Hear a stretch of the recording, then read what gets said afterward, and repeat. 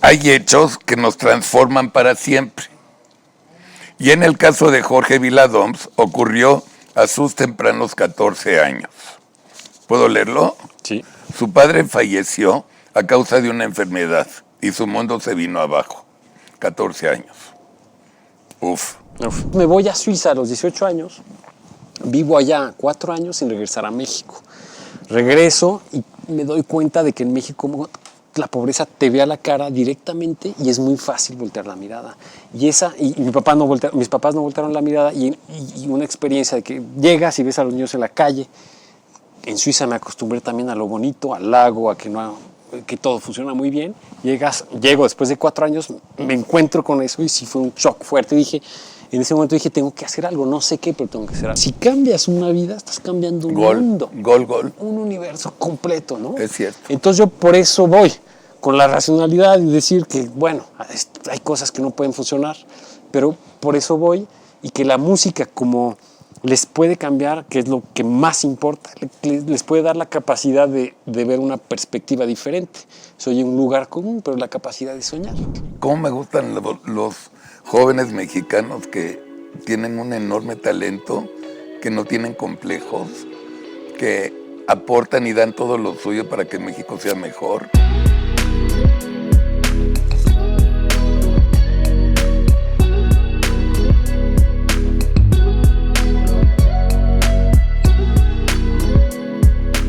Hola amigos, buenas noches, feliz Navidad, ayer fue Navidad, bienvenidos a Platicando con su servidor Carlos Alarraqui, el programa donde aprendemos cómo gente ordinaria se ha convertido en gente extraordinaria. Hoy tengo un invitado para ustedes muy especial, es Jorge Viladoms, es un gran pianista mexicano que nos está representando en todo el mundo con sus conciertos, con la Sinfónica de Londres, con los que quieran que ahora le voy a leer. Siempre me conocen que nunca uso el papelito para platicar, pero hay tantas cosas con Jorge que me lo voy a quedar y voy a hacer preguntas basado en esto, que claro. Me gusta. Jorge, primero bienvenido, mijo. Muchas gracias, Carlos, por la invitación. Muy bien, muy contento de estar aquí. Sabes, eres un ser excepcional. Estaba leyendo tu biografía ahorita. Eres un hombre muy excepcional a tu edad, todo lo que has hecho. Entonces, yo voy a empezar a darles, porque por aquí lo encontré. Jorge Viladoms también fue un soñador cuando a los 18 años se fue a Suiza, siguiendo los pasos de sus hermanos con el plan de vender helados y trabajar como niñero durante 2 años para aprender francés y una nueva cultura, para luego regresar a México y estudiar ingeniería en la Universidad de las Américas en Puebla. Un amigo chelista de su hermano lo llevó al Conservatorio de Lausanne, donde consiguió una beca para estudiar piano durante 1 año. Hasta ahí me paro. ¿Por qué tu amigo te llevó a tocar piano? A lo mejor el timbre o... No sé. No, mira, es que me fui a vender helados a Ginebra. Mi hermano estaba vendiendo helados en Ginebra porque estaba estudiando arquitectura en Lausanne, que está el Politécnico de Arquitectura en Lausanne. Sí. Entonces, mi plan era, como bien lo dijiste, vender helados durante el verano, irme de niñero a París y luego, como mis 2 hermanos hicieron lo mismo que yo, claro. Y luego irme a Múnich otra vez a aprender francés y alemán, regresarme a la UDLA. Sí, rico. Entonces, en una fiesta conozco a Elliot, que ahorita es director de orquesta, y mi hermano le dice, no, pues es pianista, Jorge, toca el piano, y llevaba 3 años tocando el piano, pero era un hobby. Entonces me dice, vamos a tomarnos un café. ¿Con maestro? Con una maestra años. En Puebla. En Puebla sí, empecé a los 15 sí. Con una maestra que tenía 80 y tantos años y era una maestra muy linda que venía los sábados en la mañana, pero no era nada, ¿cómo te diré? Nada académico, nada serio, nunca tomé solfeo, aprendía las cosas de memoria, pero no, repertorio clásico como se debe, hice nada más 4 o 5 piezas.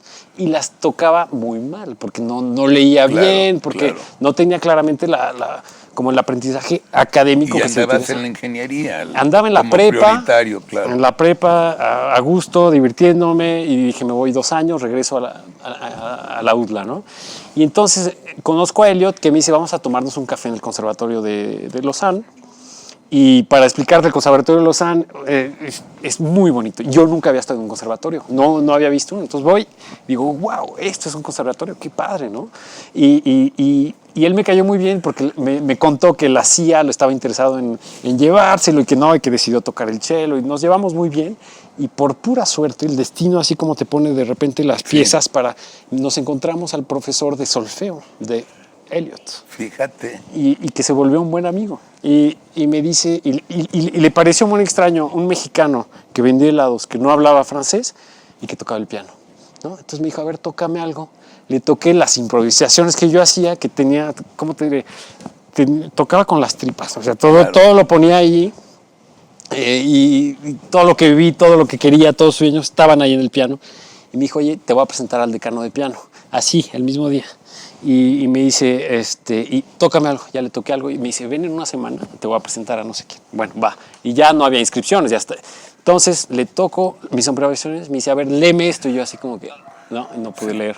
¿Y qué has tocado de Bach? Y yo, nada. ¿Qué has tocado de Beethoven? Nada. ¿Qué has tocado? Nada. Entonces, ¿cómo le haces? ¿No? Entonces les parecía súper extraño que ya todos los chavos empiezan a los 4, 5, 6. Claro. Y que yo empecé a los 15, no sabía. Bueno, entonces el decano de piano, que ahora es mi colega en el conservatorio, que somos muy buenos amigos, me dice, Jorge, ¿por qué en vez de irte a París, no te quedas aquí en Lausanne, aprendes el francés, estudias en el conservatorio con un profesor y pregúntale a tu hermano si puedes vivir con él?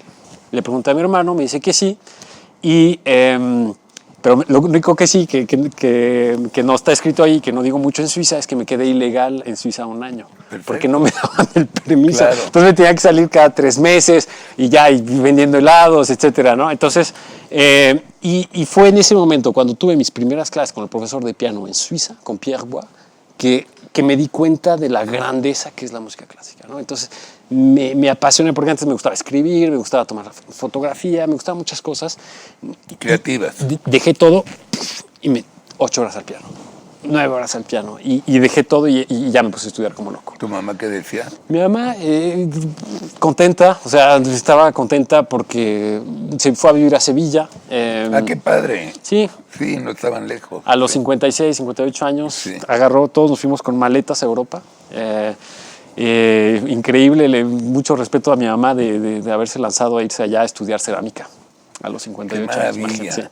Qué maravilla. Y entonces ya todos en Europa, mi hermano me apoyó el primer año y luego ya poquito a poquito pues, seguí estudiando allí y me di cuenta que la música era mi pasión y mi vocación totalmente. Entonces fue una experiencia increíble y Elliot pues fue una llave, una pieza clave en eso, ¿no? Y Lausanne es muy tranquilito, es muy bonito, pero no es desmadriento como Genève y todo eso. Fíjate que es un poquito más desmadriento porque está la universidad. Genève está un poquito, es más... Ok, nunca me tocó por ahí. Es más fifí, sí. Cosa en Ginebra, pero en Lausanne está la universidad y hay un nuevo, como una colonia así en el centro, muy alternativo y todo. O sea, está padre. Y el Conservatorio de Lausanne, lo que está muy bonito es que tenemos más de 100 pianos de Kola Steinway. Es el pedido más grande de la historia de Steinway que se ha hecho y todos están ahí en el conservatorio. O sea, es el paraíso de los pianistas. Cuando los pianistas se mueren, yo creo que ahí están los fantasmas. No me digas. Sí, increíble. Wow. Increíble. Voy a seguir. Luego regreso a tu fundación. 7 años después y 2 maestrías, se convirtió a sus 26 años en profesor titular de la reconocida institución. En 2 años. En 8. En 8 años. Ajá. Sí, en 8 años. 26 años ya era. Ya, exactamente. Y estaba estudiando en Zurich en ese momento. Hice mi primera maestría en Lausanne de pedagogía. Como me gustaba mucho escribir, también la pedagogía a los chamacos les hago como mundos, les hablo en imágenes, en metáforas, en oxímoros. O sea, me gusta mucho dar clases. Y dar clase en ese conservatorio se volvió como un poquito un sueño.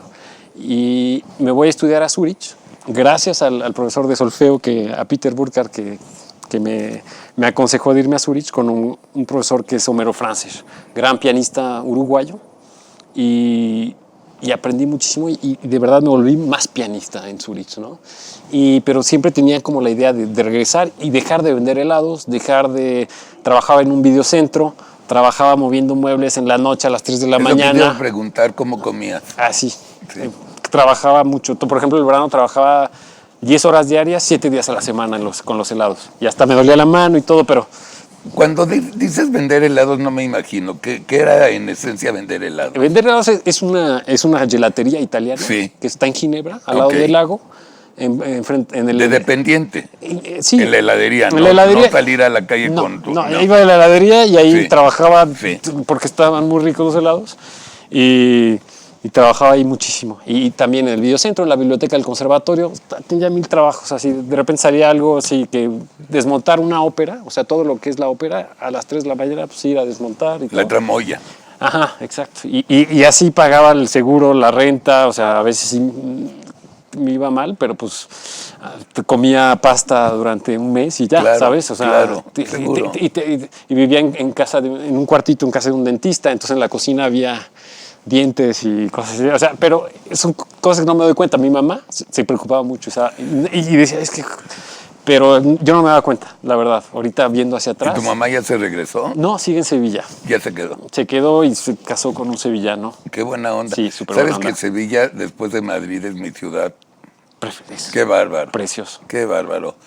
El sevillano, el andaluz, tiene una gracia, un cariño, Alegría. un carisma. Uf, Sí. uf. Sí, está muy feliz. Gran lugar. Claro, sí. Gran sí. lugar. Nada más hay que evitar no ir en verano. Porque sí. Obviamente. Pero no, está muy contenta. Se preocupaba un poquito de nosotros, pero eso también, o sea, en Suiza lo bueno es que puedes trabajar vendiendo helados y pagarte tus estudios. Claro. Te pagan 22, 23 francos a la hora. Sí, está bien. Está la bien. libras. La libras, exactamente. Sí. Y que la Sí. universidad no te cuesta. Claro. Te cuesta $1000 al año. Nada. La Universidad de Zurich, por ejemplo, siendo donde estudió Einstein, siendo de las mejores del mundo, 12ª, 13ª, no sé cuánto, y te cuesta $1000 al año. Imagínate. Wow. Bueno, sigo. Está Sí. increíble tu historia. 7 años después, repito, y 2 maestrías, se convirtió a sus 26 años en el profesor titular de la reconocida institución. Entre más de 100 aspirantes de todo el mundo. Hoy, ese mismo joven es un exitoso pianista de 34 años que ha sido nombrado testimonial para México para la firma de alta relojería Rolex. En Suiza, el hacer relojes es un patrimonio nacional, obvio. Un savoir-faire, un arte que tiene mucho que ver con la música. Rolex tiene una larga historia de apoyo en el arte. Son patrocinadores en la Scala de Milán, en Metropolitan Opera House, la Ópera Nacional de París, tienen un programa de mentores y discípulos, Rolex Mentor and Protégé, en el que artistas apoyan las carreras de jóvenes talentos. Wow. Bueno, luego, no creas, todo lo tengo por acá. Hoy hay hechos que nos transforman para siempre. Y en el caso de Jorge Viladoms ocurrió a sus tempranos 14 años. ¿Puedo leerlo? Sí. Su padre falleció a causa de una enfermedad y su mundo se vino abajo. 14 años. Uf. Uf. Sin duda, fue un antes y después en mi vida. Esa niñez mágica que tuve se cayó en 1000 pedazos y empecé a dudar de todo, de mí mismo, de la religión, de la vida, del duelo. Estaba en un momento de incomprensión total. Entonces recurrí a los libros, leí a Borges, Casares, Cortázar, a los existencialistas Camus, Sartre. También comencé a escribir cuentos y a tocar el piano a los 15 años con una mesa que estaba muy viejita en Puebla. Tan dramático es cuando se pierdes a tu papá. Sí, o sea, la verdad, en ese momento, sí. Lo más, ahorita ya han sido más de 20 años, más todavía, pero yo creo que lo más difícil fue para mi mamá, porque tenían una relación completamente platónica, maravillosa, que digo a veces que es como casi de Hollywood, de esas películas, series dramáticas, ¿no? Pero sí, era así. O sea, y me doy cuenta hasta ahora que cuando voy a Durango, amigos míos, que cuando estaba chiquito, tenía yo 11, 12 años, me decían, se acuerdan que mis papás estaban muy enamorados. Para que un niño de 12 años se acuerde que los papás de un amigo estaban muy enamorados, Sí. era que sí. Entonces, para mi mamá fue muy difícil, para todos, tenía 50 años, 51. Nada, sí. Entonces, pero, claro, o sea, como lo leíste, o sea, una incompresión total y traté de entender el duelo, la vida, la muerte, lo trataba de expresar de alguna manera y fue con la lectura, la escritura, el piano, y fue ahí donde me di cuenta, o sea, sí, o sea, el arte cambió totalmente mi camino. Si te acuerdas, y si no, no importa, Sí. ¿qué te dejó Sartre y Camus? Camus, leí, claro, el extranjero, el mito de Sísifo, me dio un poquito una racionalidad y un fatalismo, claro, del absurdo, ¿no? Pero sobre todo un fatalismo, racionalidad de la vida, o sea, de por qué pasan las cosas, porque lo buscas, mucha gente lo busca en la religión, mucha gente lo busca en ellos mismos, en el pasado, en las personas, y yo encontré una cierta racionalidad de que la vida es así, ¿no? Y justamente me alejé de la religión, me alejé de todo, hacia tener un fatalismo demasiado racional a veces, ¿no? Yo con Camus en el extranjero tengo un rollo, ya no me acuerdo tanto, pero sí te puedo decir que el libro empezaba, mi padre ha muerto y estoy aquí y no sé para qué estoy aquí. Y lo leí un poquitito, esa parte en francés. Y luego, ya no me acuerdo, pero me sabía de memoria el primer párrafo. Y te estoy leyendo esto de mi padre ha muerto y estoy aquí, no sé por qué. Puta, de la Ibero, 16 años Wow, tenía. sí.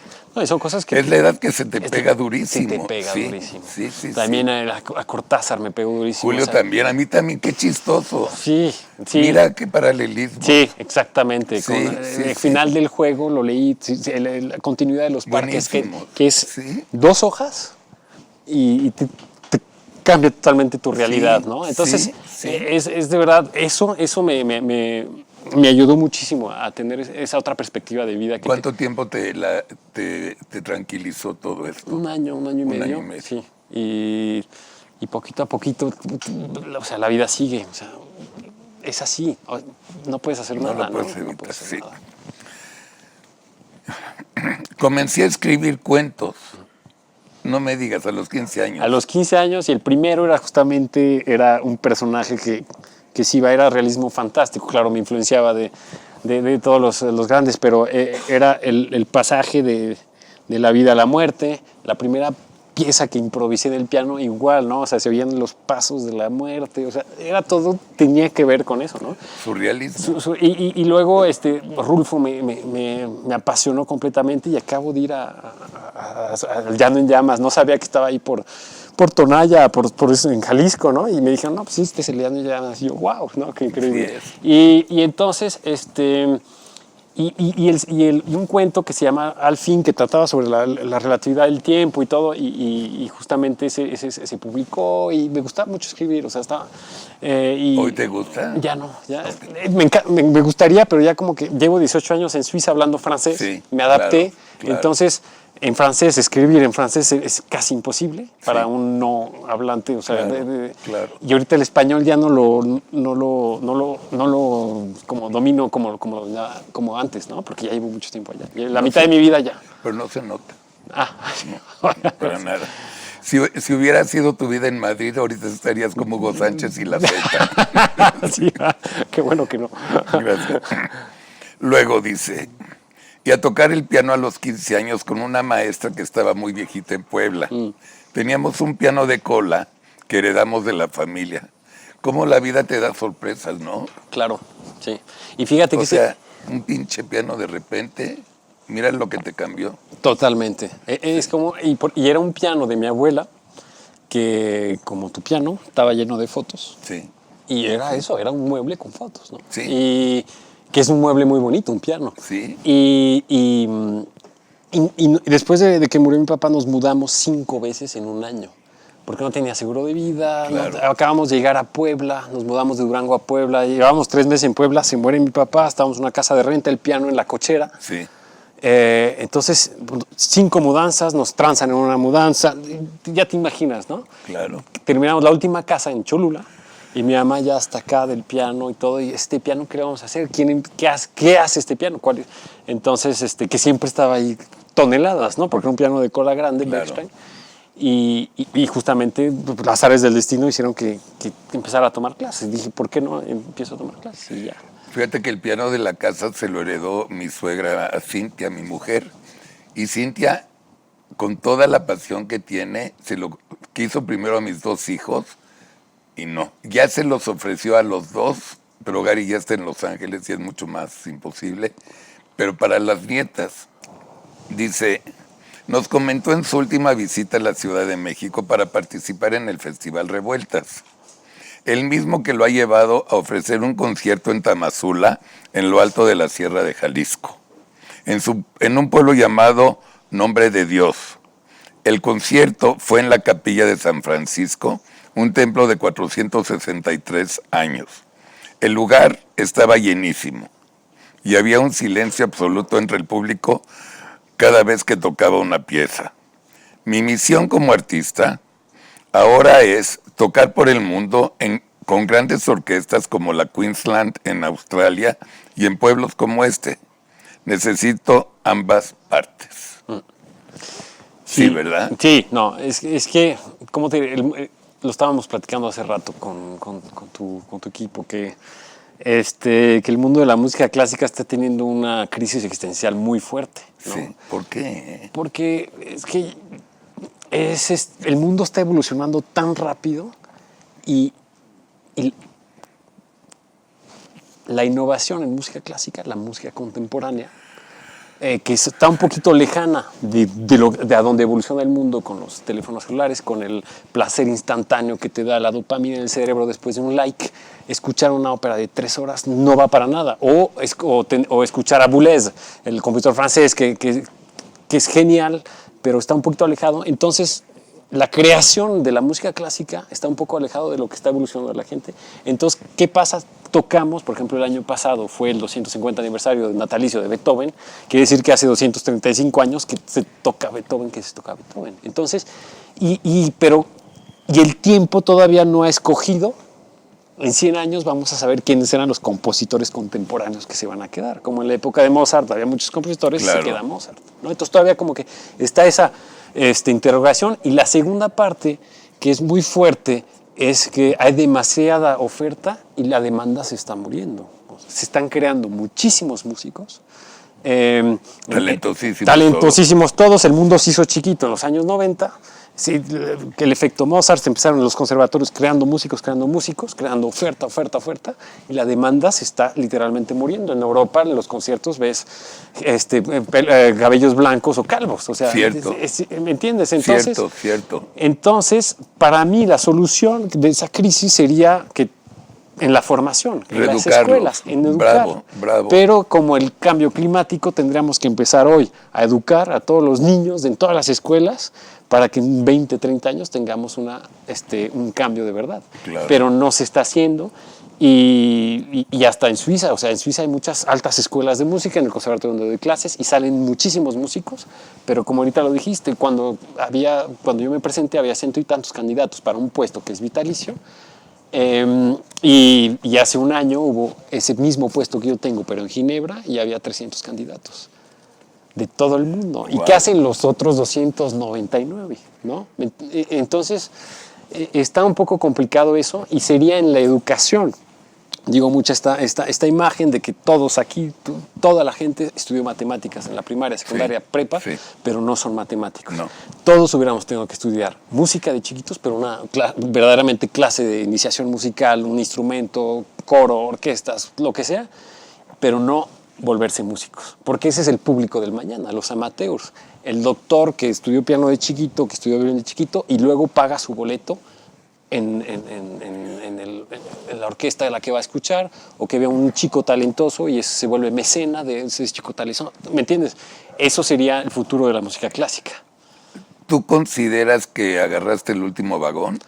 Considero que, por ejemplo, a los 18 años, cuando empecé a tomar las clases con este señor, el profesor Pierre. Sí. Si me hubieran dicho esto hace 18 años, le hubiera dicho nada. No me importa, yo le sigo porque me entró un virus Claro. que me contaminó completamente y no hubiera hecho caso.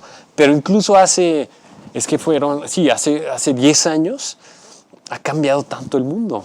Imagínate. O sea, ya con TikTok, con Facebook, con Instagram. Muy cierto. Antes buscabas mucho el siglo, o sea, el ser, y ahorita es el parecer, pero en parecer está el verbo ser. O sea, entonces, como ya no es tanto la introspección, los artes nobles, ahorita es mucho el parecer, ¿no? Entonces es bastante, no va de la mano con la música clásica. Entonces ahorita los intérpretes, y yo también estoy allí, Claro. que también es una ambigüedad, que antes los compositores eran intérpretes y los intérpretes eran compositores, y ahora los intérpretes son solo intérpretes y los compositores pues hay muy pocos o no son los intérpretes. Entonces eso también es un poquito ambiguo, pero no estamos, antes un CD en los años, no sé, 80s, 90s, ves el CD que tocan Chopin, claro, y sale un piano, y ahorita claro, sale uno... Así la foto de modelo. Y claro, todo el mundo lo hace porque ahora son los intérpretes que pones adelante, ¿no? Pero sí, es un mundo de imagen porque creo que, o sea, es muchísimo más fácil juzgar algo que bello, no sé, que oírlo. Es mucho más difícil. Los ojos con los ojos. Ve la evolución aquí con Atypical. Canal de televisión en internet, o sea, somos el primer canal de televisión con programación diaria. Ajá.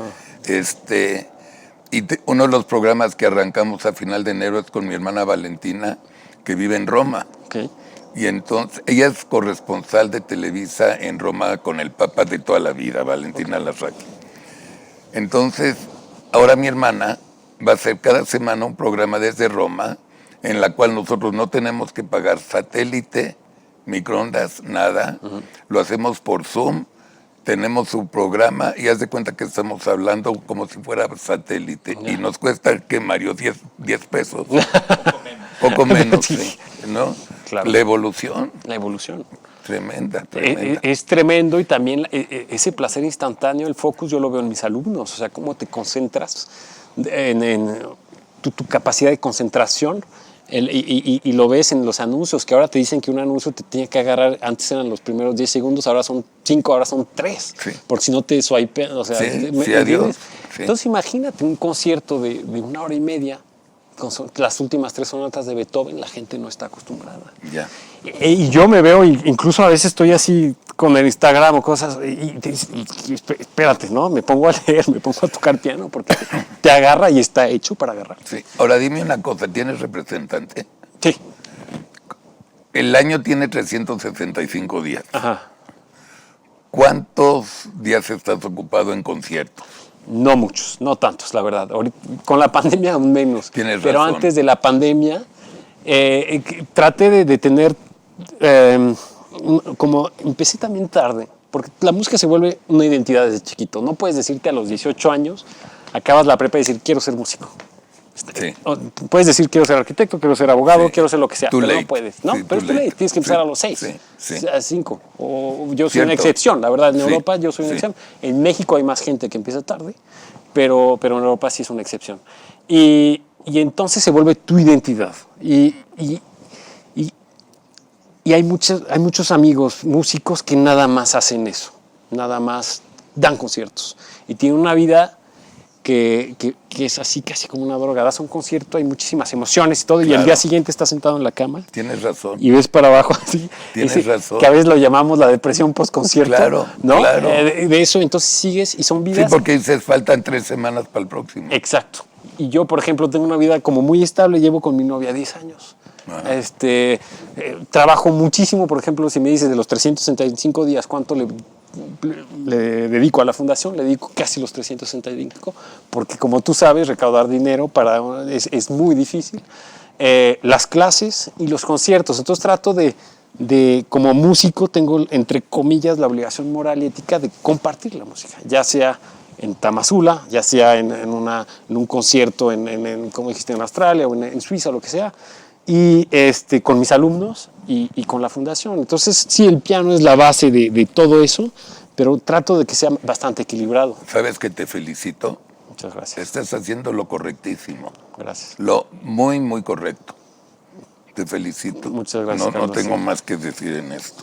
Bueno, Jorge lleva 8 años intensos girando por el mundo, presentándose en escenarios como el Carnegie Hall y Lincoln Center en Nueva York. A ver, vamos a hablar de Nueva York, que a mí me encanta. Conozco perfecto los dos edificios hemos ido a conciertos. Ajá. ¿Qué experiencia es Lincoln Center? El Lincoln es extraordinario y sabes que hice muchas cosas. Me di cuenta ahí va una anécdota. Salí con mi profesor en Zurich, que era jurado en muchos concursos de piano. Entonces era de verdad pianista. Salías pianista, tenías que llevar una obra de repertorio nueva, de memoria, todas las semanas, ¿no? Entonces salgo de ahí, toco en un festival en Suiza. Y había un bailarín de la Ópera de París, un bailarín estrella de la Ópera de París. Va a mi recital, le gusta mucho, me dice, Jorge, habría que hacer algo juntos. Y yo, caray, ¿qué va a hacer un bailarín de ballet? ¿Se va a subir al piano? O sea, no, como que no. Sí. Y venía muy pianista, ¿no? Y estaba dando clases en el conservatorio. Y de repente, fui a París a tocar a la radio y me fue a ver.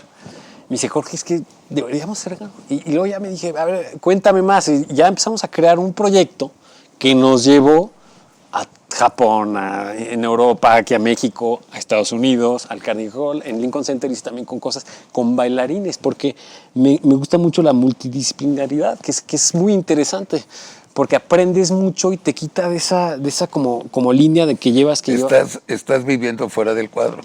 fuera del cuadro. Y también, por ejemplo, los pianistas nos dicen mucho que hacemos mucho rubato. Rubato viene del verbo rubare, de italiano, que es robar. Entonces te robas tiempo de una frase, ¿no? Entonces nosotros, como tocamos mucho solos y es muy solitario el piano, haces mucho rubato. Y con un bailarín que salta y tiene que caer, no puedes terminar la frase como quieras. Entonces también aprendes mucho.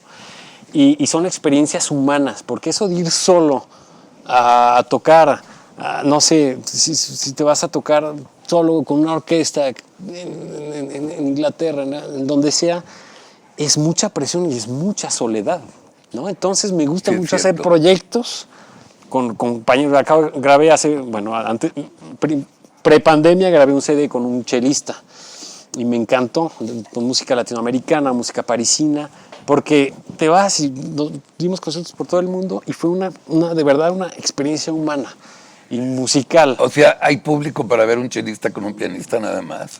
¿No Sí. es aburridón? Fíjate, ¿sí? El chelo. Puede ser. No, el chelo, a mí me encanta el chelo. Sí. Es el instrumento que más se parece a la voz humana. Sí. Y platicamos, o sea, mucho. Por ejemplo, la sonata de Debussy, que es la sonata, es muy vanguardista y es como que la más difícil del repertorio. Sí. Lionel se levantaba y contaba la historia de la sonata de Debussy, que es Piero. Así lo entiendo. Piero que se enamora de la luna y de verdad oyes a Piero subir una escalerita y que le canta una... sí, a lo la aprecias, luna. claro. Entonces, si tú cuentas Sí. ese contexto histórico y luego tocas la sonata, la oyes diferente.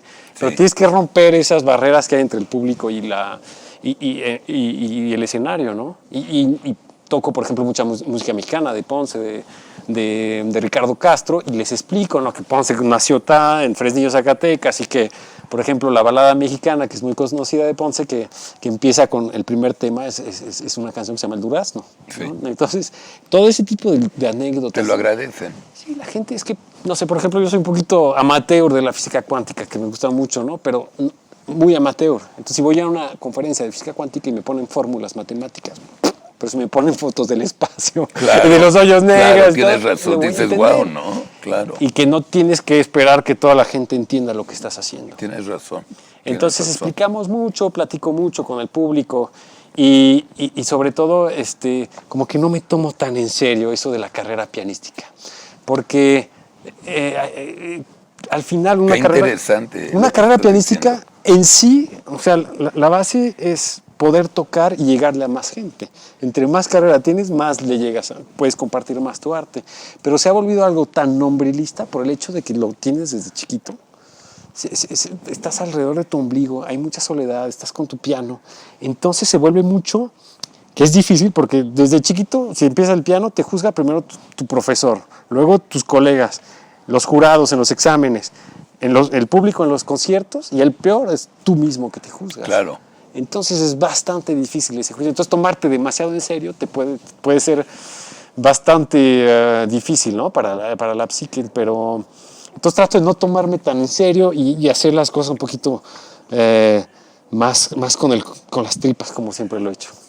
Hablando de tus tripas, ¿se te ocurriría hacer el concierto número 1 de piano de Tchaikovsky de otra forma? Manteniendo la tonada, pero tan, tan, tan, tan, Ajá, tan. de ¿Y en vez de verdad. hacer algo raro? No se me ocurriría, porque tienes que ¿Lo respetarías? Ok. eso sí lo tienes que como Sí, que respetar. sí. Y eso sí como que cuando tienes la partitura y eso lo enseñas a los alumnos, porque es la excelencia de algo que ya, o sea, el compositor ya murió. Entonces no puedes decir a Tchaikovsky, oye, te puedo... ¿Me das chance? ¿Me Sí. das chance, no? No, pero hay libertad en la creación y también en la curiosidad del nuevo repertorio, ¿no? Porque hay muchos compositores que los olvidó el tiempo.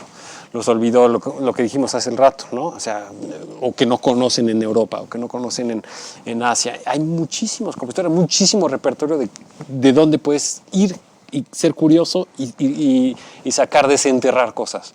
Pero lo que ya está escrito, yo creo que ya hay que dejarlo como está y tratar de respetar es lo que quiso el compositor. Es como, la música es un poquito como, es efímero. Entonces, lo que pasa es que una partitura necesita. Los intérpretes somos la parte menos importante, pero somos primordiales, porque aquí en grande está el compositor, que creo, Chopin es increíble. Sí. Entonces ponerte tú como intérprete arriba de Chopin, o sea, es impensable. Y luego está el público, que Claro. sin el público no existe Chopin, Claro. porque no lo puede escuchar. Entonces nosotros somos ese mensajero del otro lado. Ok.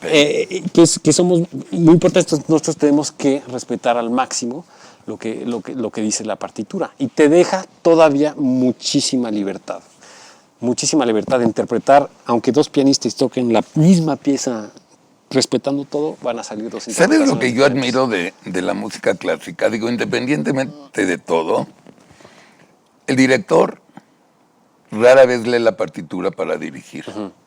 Y hay movimientos muy gruesos, y la tranquilidad que hace que no sé quién y no sé quién, ¡pum!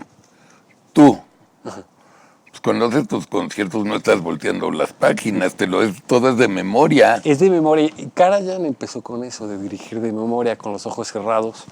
Pero eso es como nuevo. Yo conozco un pianista, por ejemplo, Jean-Marc Luisada, que es francés, o Philippe Cassard, que fue mi maestro muchos años, que a veces tocan con partitura. Y se ha mistificado eso de que no hay que tocar con partitura. Pero, por ejemplo, en los años 40-50, Cortot, que es un gran pianista francés, tocó en el Victoria Hall en Ginebra y estaba tocando un concierto de Chopin y se le olvidó. Y dice, esperen, voy por la partitura, y fue por la partitura y... Como si nada. Como si nada. Pero luego llega la industria del CD, llegan también los chinos que no se equivocan, pues claro, o sea, los estándares van subiendo, cada vez hay más pianistas, pero yo no le veo, o sea, si tú tocas de memoria, cuando tocas solo o cuando tocas con una orquesta, un concierto, no sé, el Tchaikovsky o cualquiera, pero cuando haces música de cámara siempre tienes la partitura, Sí, ¿no? claro. Pero sí, o sea, es que... Y también hay genios como Barenboim, que es uno de los más grandes genios de la música, que sí, te toca las 32 sonatas de Beethoven de memoria. Pero eso ya es gente que es... Sí, excepcional. Excepcional. Pero sí, es una de las cosas que de la música clásica son esas rutinas, esas cosas que llegas y que no tienes que hablar, y que estás sentado y que se hace ruido y que tienes que aplaudir, y si alguien aplaude entre dos movimientos, la gente se enoja, ¿me entiendes? O sea, Sí, bueno, también sí. Y sí se enojan. sí, se enojan, pero pues que aplaudan. O sea, en Tamazula no sabían cómo Claro. aplaudir. Pues, ¿qué Claro, importa? claro. ¿Qué importa? El chiste es que escuchen, ¿no? Eso del aplauso es cuando la gente agarra la copa de vino así. Ajá, ¿no? sí, exacto. En lugar de hacerlo así, la agarran Sí, así, sí, dices, sí, ay, güey. sí. ¿No? Pero, Sí, ¿qué importa? ¿Qué importa? Sí, es cierto. Sí, y lo que sí, por ejemplo, lo que hacemos es conciertos un poquito más cortos, más dinámicos, en lugares donde no tienes que hacer un concierto, porque el problema del Carnegie Hall, por ejemplo, es que siempre, o el Victoria Hall, que tengo más experiencia, Sí. que he ido a más conciertos allá en Suiza, que es siempre el mismo público. Siempre el mismo público. Entonces ya saben. Entonces tú vas a tocar ahí y ya tuvieron a Martha Argerich hace una semana, ¿me entiendes? Pero si vas a a Guadalupe Victoria en Durango, pues ahí nunca ha habido un concierto de piano. Claro. Entonces es muy enriquecedor como artista poder, y te sientes muy libre. Está muy padre. ¿Cómo estuvo tu experiencia en el teatro Bunkamura en Tokio? ¿Cómo es el público? ¿Es igual que nosotros? No, el público, o sea, de verdad es gigante, miles de personas, ¿no? Y estaba todo oscuro, entonces tú sales y está oscuro y no hay ningún ruido, entonces piensas que la sala está vacía. ¿No? Y luego ya te aplauden y prenden las luces y sí. Y una anécdota, porque todo es muy bien organizado, los pianos preciosos, te ponen 4 pianos y tú escoges el que quieras. Organización perfecta, y había un señor que llevaba, porque unas piezas eran música de cámara, entonces lo que tenía que hacer era llevar mi partitura y ponerla en el piano. Ese era su trabajo en toda la gira. Entonces yo, como mexicano, ya ves que dices, no, yo me la llevo, ¿no? Sí. Y como que no sabía qué hacer, ¿no? O sea, su misión entonces ya me di cuenta como que siempre quería que... Le dije, no, pues ya, bueno, llévese la partitura. Llévela, claro, seguro. Le dejaba la partitura ahí mal hecha, Sí, para que la acomodara. sí, ¿No? sí. Eso es una anécdota muy bonita. Y regreso a Japón en el 2023, yo creo, a hacer otra gira y me encantó. Pero dime una cosa, el público, el ser humano, no importa el país, ni etnia, ni nada, la sensibilidad es la misma. Es la misma. ¿Sí o no? Sí, le llega Sí. a todos. O sea, Sí. en África, por ejemplo, en Sí. Kenia, donde voy mucho a Kenia, a Korogosho, a Nairobi, en las afueras, ahí tenemos unos proyectos. Y los niños les apasiona igual allá. O sea, les apasiona la Chopin, se desviven por tocar un concierto de Dvorak. O sea, es increíble lo que puede hacer la música clásica. Bueno, todo tu tiempo lo tienes dividido entre la fundación, tus conciertos y las clases. Sí. ¿Qué es la fundación? Mira, la ¿Y fundación... por qué trabajas tanto tiempo? La fundación viene si te lo cuento rápido desde el principio, es desde Durango, que mi mamá ayudaba a muchos niños de un orfanatorio. Y venían a la casa todos los fines de semana. Mi mamá les daba clases de costura y me acuerdo de Tere, que su historia de que su mamá le quitó un ojo con el tacón del zapato. Había Toño, Dani y María, que eran hijos de una prostituta, y yo fui a esa casa con mi mamá cuando llovía, y era una casa de cartón, en Cartolandia, como le decían. Y mi mamá se dio, ¿cómo te diré? De esa gente que se da sin pedir nada a cambio. Y se topó con un sistema de que en el orfanatorio ya no la dejaban ir porque pidió calentadores nuevos que no funcionaron, se enojó. Cuando te enojas con el sistema, te saca, ¿me entiendes? Y mi papá le dijo muy sabiamente que esos niños se van a acordar de una señora que vino y los ayudó sin pedirles nada a cambio, ¿no? Entonces, desde chiquito eso lo veo muy normal, esa empatía que tenía mi mamá y mi papá también. Y la tenía desde chiquito. Entonces me voy a Suiza a los 18 años, vivo allá 4 años sin regresar a México. Regreso y me doy cuenta de que en México la pobreza te ve a la cara directamente y es muy fácil voltear la mirada. Y mis papás no voltearon la mirada, y una experiencia de que llegas y ves a los niños en la calle. En Suiza me acostumbré también a lo bonito, al lago, a que todo funciona muy bien. Llego después de 4 años, me encuentro con eso y sí fue un shock fuerte. En ese momento dije, tengo que hacer algo, no sé qué, pero tengo que hacer algo. Me empecé a investigar, me empezó a hervir en la cabeza esa idea. Y cuando obtuve el puesto en el conservatorio, ahí que ya no tenía que vender helados, que ya no tenía que trabajar en el videocentro, que ya tenía un salario, dije, ya voy a crear la fundación ahorita. ¿Por qué una fundación? Porque sonaba mejor que una asociación, pero no tenía ni idea. Me lancé así a lo ciego, fui con un notario, creamos la fundación, la empecé a financiar yo con conciertos, con cosas, con un profesor de coro en una escuela en La Barranca, de Guantitlán, en Guadalajara. ¿Por qué en Guadalajara? Porque mi hermano vivía en Guadalajara y necesitaba a alguien de confianza.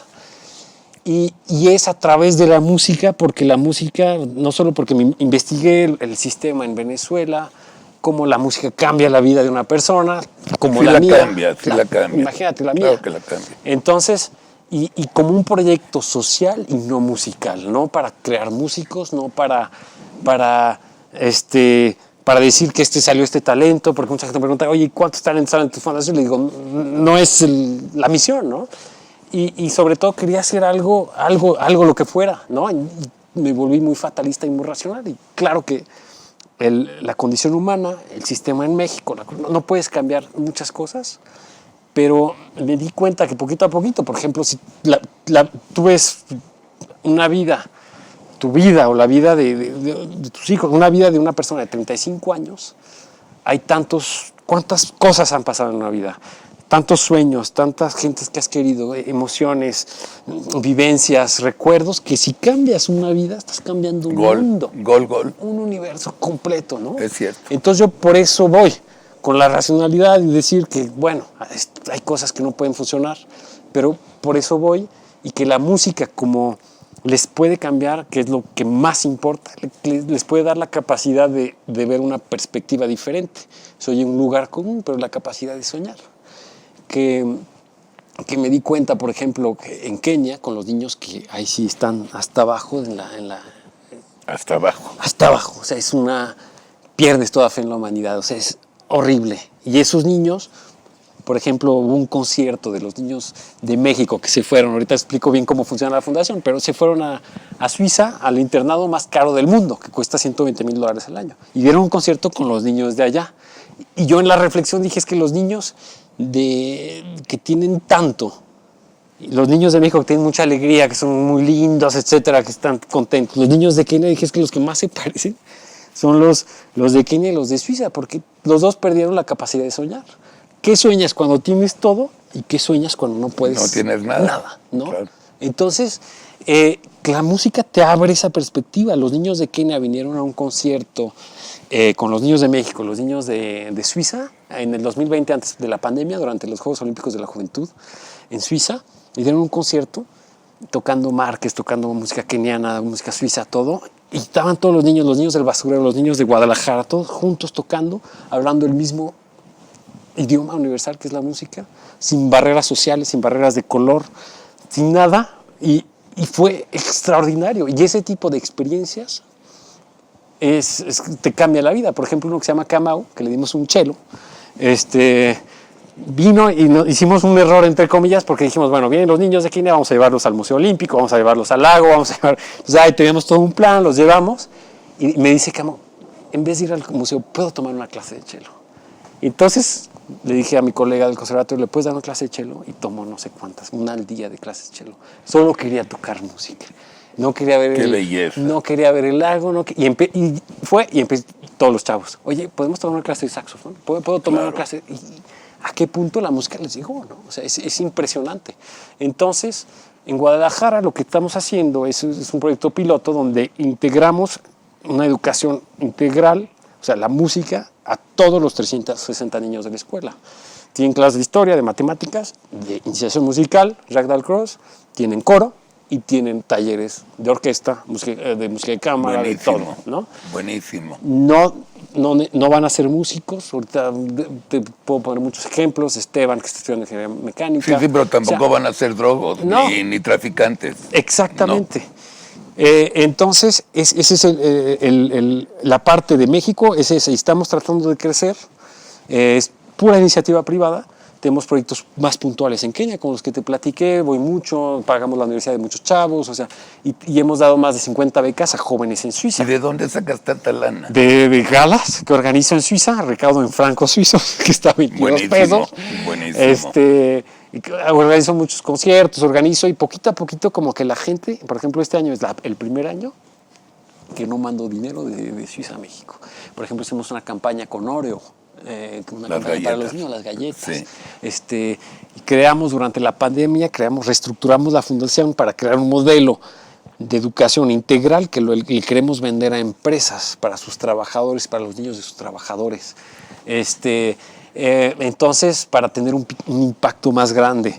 Y han sido miles de niños que hemos tenido y la verdad es increíble, está creciendo mucho y la gente cree en nosotros porque han visto, la gente en Suiza que da $50,000 ha visto a los niños allí, claro. Ve los videos, ve todo, claro. O sea, que es concreto, que no es así de que vendes el proyecto y que los niños tocando en mexicanitos con sus sombreros. No, son niños como tú y yo que nacieron en otro lugar y tuvieron otras circunstancias y le estamos dando una oportunidad. No es asistencia, no es nada, o sea, es verdad una oportunidad. Y eso es muy, muy realista, pero estaba creciendo mucho y está muy padre, la verdad. Buenísimo. Dime que ya va a acabar el programa, me da rabia. ¿Qué viene el próximo año? El próximo año está padre porque estamos abriendo cuatro escuelas en Celaya. Hemos dado muchísimas becas. ¿En Celaya? En Celaya, con una empresa. Justamente los trabajadores de la empresa, allí con los niños. Y hay un conservatorio, el conservatorio de Celaya, no te imaginas, padrísimo. Sorpresas que hay en México a veces, ¿no? Sí. Voy a hacer un CD con un violista que acabo de tocar con él, que es increíble, que se llama David Carpenter, y tengo un proyecto también. El primer CD que hice con Lionel fue América Latina en París. Sí. Entonces hacíamos música latinoamericana con música francesa. Y ahorita con un barítono alemán que se llama Benjamin Apple, vamos a hacer lo mismo, América Latina en Alemania. Pero canciones populares. Sí, también, de Ponce, y líderes de Schubert, de Schumann, y encontrar como caminos entre cómo se inspiró, no sé, Villalobos de Alemania, por ejemplo, ¿no? Y eso está padre. Me están componiendo un concierto de piano, un compositor español, para crear también música. Y en el conservatorio seguirle, pero pues en el conservatorio, o sea, imagínate, de la crisis existencial que te hablaba hace rato, tenemos muchos problemas de financiación, el conservatorio de Lausanne, en Suiza. O sea, ya estamos en proceso jurídico contra la dirección del conservatorio de Lausanne, con sindicatos y todo, porque hay muchos problemas. Entonces, pero peleándonos para que la música siga siendo parte de la vida de todos, ¿no? Que eso es lo importante. Jorge, que tengas el mejor año de tu vida. Muchísimas gracias, Carlos. Ha sido un honor tenerte acá, de verdad. Gracias. Cómo me gustan los jóvenes mexicanos que tienen un enorme talento, que no tienen complejos, que aportan y dan todo lo suyo para que México sea mejor y el mundo sea mejor. Te va a ir muy bien. Muchas gracias. No pierdas el rumbo. Muchas gracias, Carlos. Y esta es tu casa. Gracias. Cuando regreses a México, nos hablas y siempre vas a ser bienvenido. Muchas gracias, Carlos. Igualmente Gracias. por allá. Y a ustedes, queridos amigos, pues ya viene Año Nuevo. Dios me los bendiga. Levántense, como les dije en la mañana, con el pie derecho. El 1 de enero, todos se levantan con el pie derecho, que es buena suerte. Y pues, gracias otra vez, Jorge. Gracias, de a ti, verdad. Carlos, de verdad. Y nos vemos ahora sí el próximo año. Mario, gracias. Buenas noches.